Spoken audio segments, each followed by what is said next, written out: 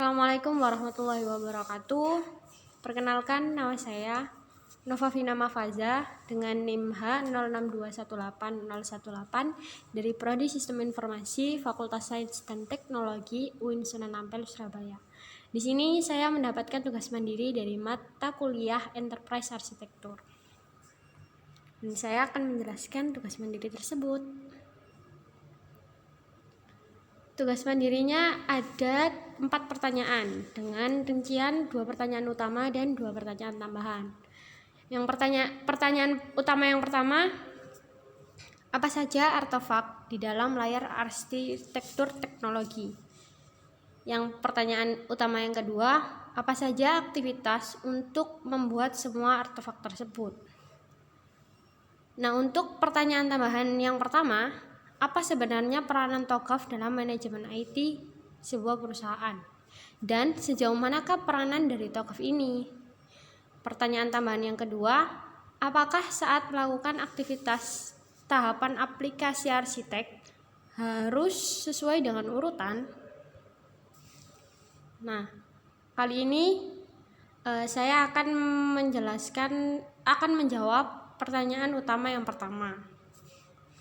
Nah, berdasarkan gambar di atas, artefak dalam arsitektur teknologi disimbolkan oleh 3 gambar, yaitu katalog teknologi atau teknologi katalog, diagram lokasi atau location diagram, dan diagram jaringan atau network diagram.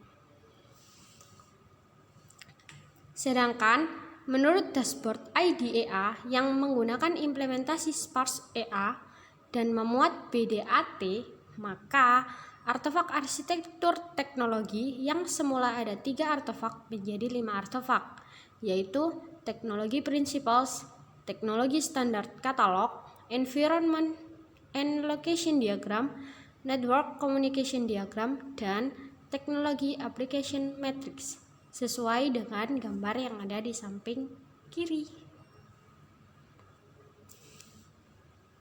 Nah, kali ini saya akan menjawab pertanyaan utama yang kedua.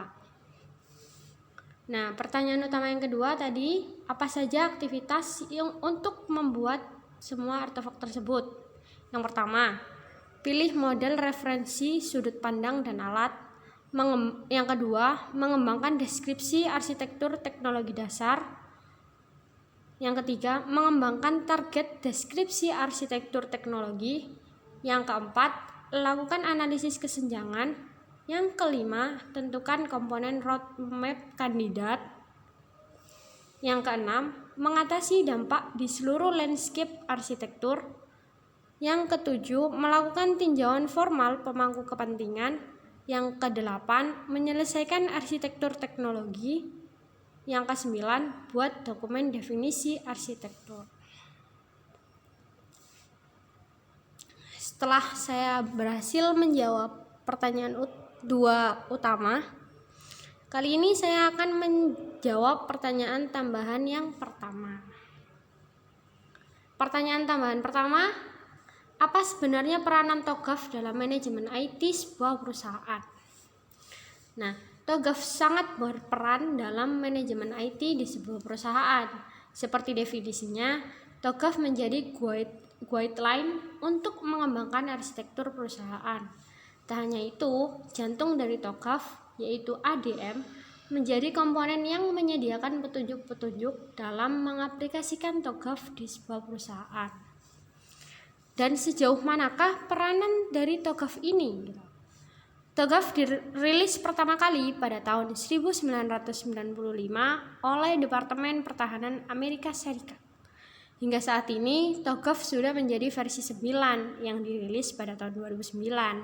Kemudian, sejak saat itu, TOGAF telah dipakai oleh banyak perusahaan terkemuka di dunia dengan ribuan individu, tim, dan pelatihan untuk sertifikasi TOGAF. Pertanyaan tambahan yang kedua, apakah saat melakukan aktivitas tahapan aplikasi arsitek harus sesuai dengan urutan? Menurut saya, ya, harus sesuai dengan urutan. Seperti yang sudah dijelaskan sebelumnya bahwa TOGAF sebagai guideline, maka harus mengikuti petunjuk yang sudah tertera dalam TOGAF tersebut. Terima kasih. Sekian dari saya. Wassalamualaikum warahmatullahi wabarakatuh.